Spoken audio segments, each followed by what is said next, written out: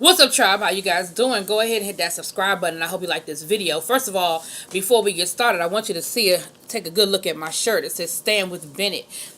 If you are a subscriber and you've been watching my channel, then you know that I've been talking about helping to save my school, Bennett College, which is a historical black college in Greensboro, North Carolina. We are trying to raise money. You can cash app, you can text. The information will be in the description box. The cash app is $StandwithBennett. It is important that we save our institutions. Bennett is in financial trouble and is in danger of losing its accreditation. Bennett College was started by 50 slaves in 1873. Thank you. I've just asked for your support. $5, $10, $20. I know things are hard. People are furloughed. I know people may not be able to give, but if you can, I ask that you do. Now, this is going to be my 2 cents on Iyanla Van Zant's episode this weekend. So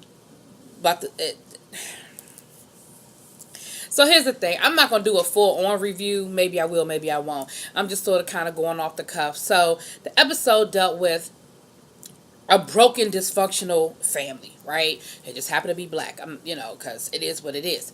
We have a mother, a father. We have 3 daughters. Now, the mother has spun this narrative that the father raped his daughter, because during this episode I only heard of one situation. Their 3 daughters, Whitney, Nicole, and it was Whitney, something that rhymes with Whitney and Nicole. I hate to say that. And the mom, Miss Yvonne, and then the father, he got some old weird name. Now, Nicole is the oldest daughter. Nicole said that I'm team dad. Ain't nothing happened. I was older. I knew what was going on. Nothing happened between. My father did not rape me. My father did not rape us. Yvonne's version of the story is that, I feel like I'm getting ahead of myself a little bit. Yvonne and Nicole have problems. They have conflicts. Nicole and her mother have conflicts. Nicole calls her mama Yvonne and says that she is not my mother. She is my carrier.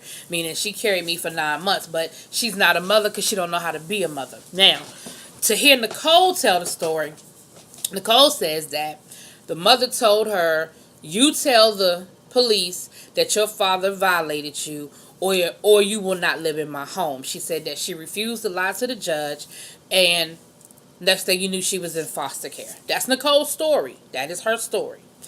Then we have the conflict with Nicole and Yvonne. Whitley. Yvonne's the mother. I think it's Whitney and Whitley. I don't know. Anyway, they had a physical altercation. They said they've been fighting their whole life, but the last physical altercation they had was 2 years ago, and Whitley's thing is, I don't have no problem. She's disowned. She's not my mother. She's not my sister, because she tried to fight me with my son in my hand. Had my son on my hip, and at this point, I can't mess with that. You know what I mean? Like, anybody that would put my child in danger. It's one thing for us to fight, but she said I would have had more respect if you would have told me, put the baby down and let's square up. So we got that conflict. Whitley is conflicted because Whitney is the center of all of this. Supposedly, the parents, I guess they were separated. They were going through a separation. And Whitley spent the day with her dad. And when she got home, there was blood in her underwear. The mom said something had happened to you. Your father touched you, did something to you, called the police. They went through a whole situation. Now, the mother's version of the story is they went through a whole situation. He was arrested, and it went through the court system.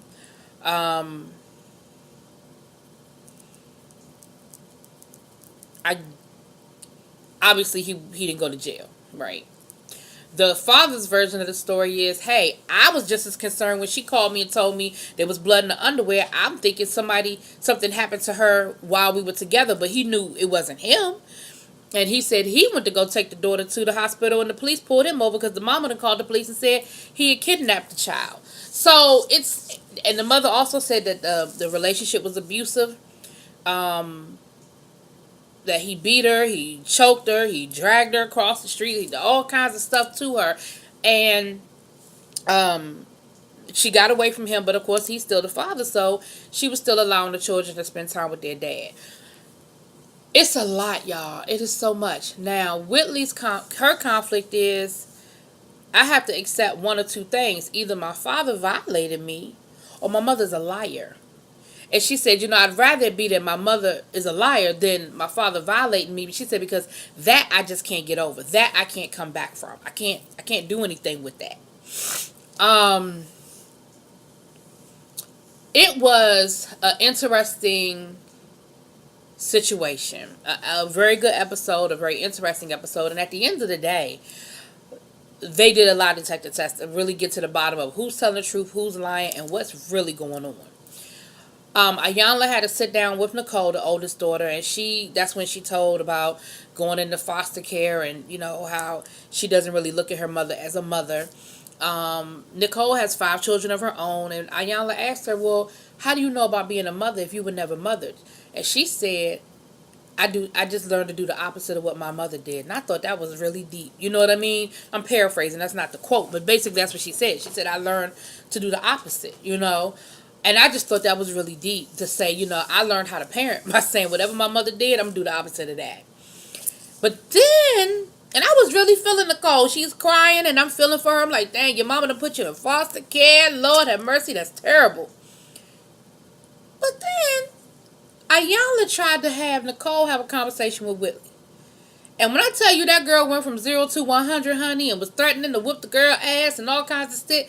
I mean, for a minute, Iyanla lost control. She don't lose control too often. But for a minute, she totally lost control. That shit turned into a Jerry Springer episode for about 3-4 minutes. Them two women was going at it. And Whitley, to her credit, was saying, I don't want to do this. I don't want to do this. I am not going to do this with her. And she told Iyanla, she said, I have the right to choose who I want in my life. And she basically was saying, I don't want her. I don't want her in my world. She was like, but Nicole was the aggressor. And Iyanla let her know that she was the aggressor. Now, here's my 2 cents.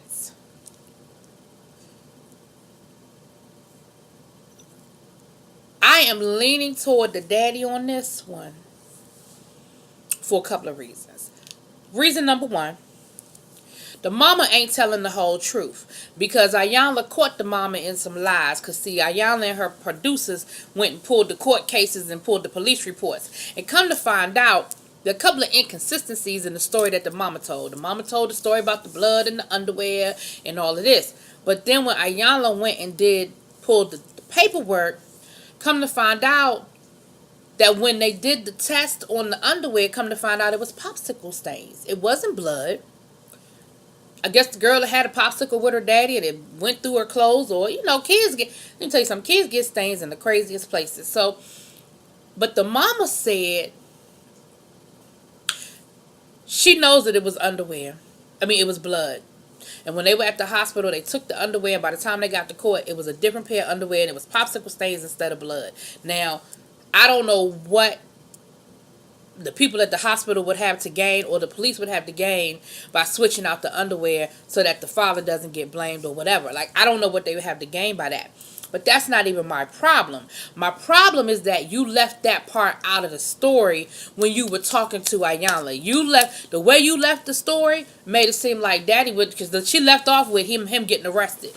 She didn't talk about, well, the tests were inconclusive. Even if she had said, well, the tests were inconclusive, I might have been like, okay, you ain't had to get into the whole popsicle stain thing. Or even if you had said, well, I think there was some mess going on that they blamed, they said that the test came back inconclusive, but I don't believe it. I know I saw blood. And I know editing is editing, but she ain't say none of that for what we saw. And that's the first thing that made me kind of question and be like, well, why wouldn't you say that part of the story? Especially if you believe that it was a setup. right? Like that they switched out the underwear. Why wouldn't you say that?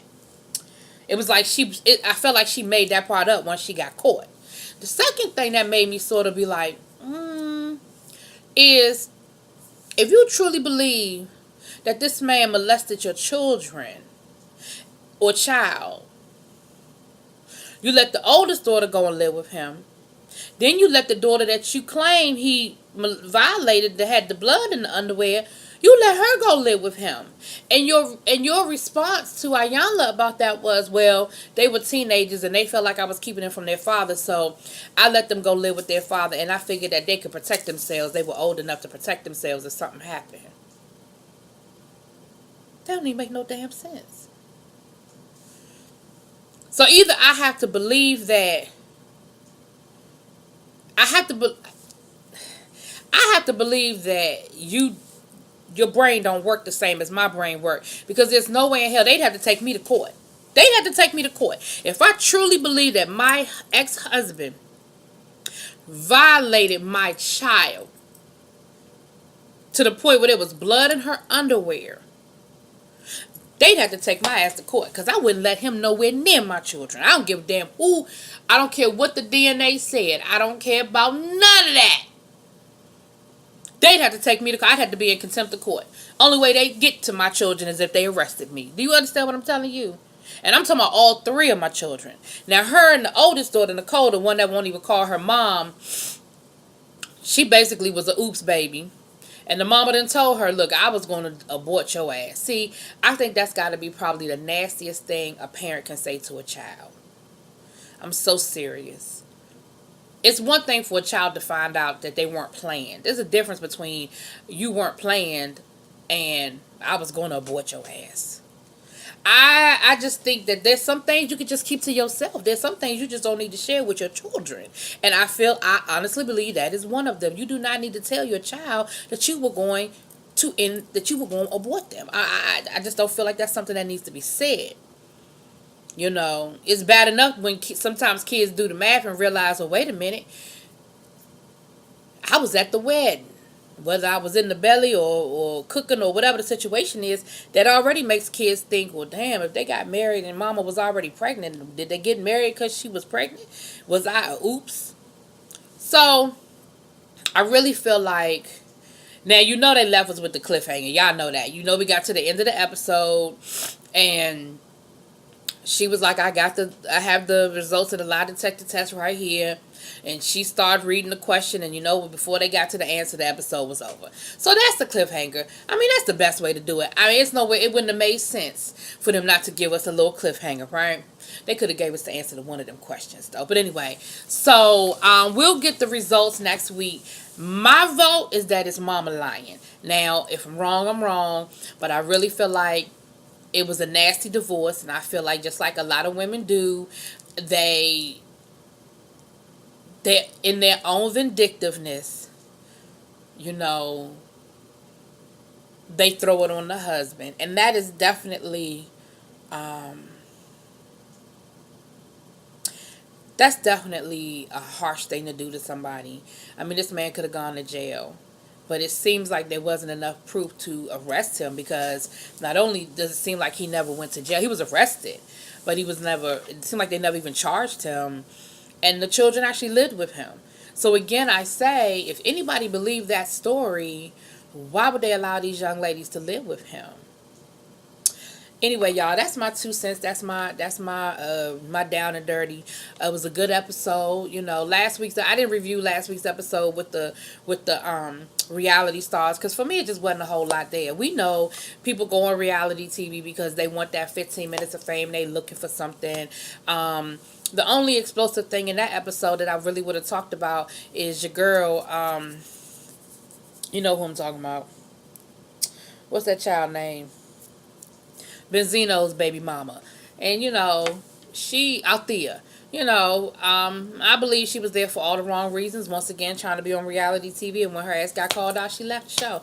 Whatever. Whether they asked her not to come back or she chose not to come back. It is what it is. Anyway, y'all let me know what y'all think. Drop it in them comments. Peace.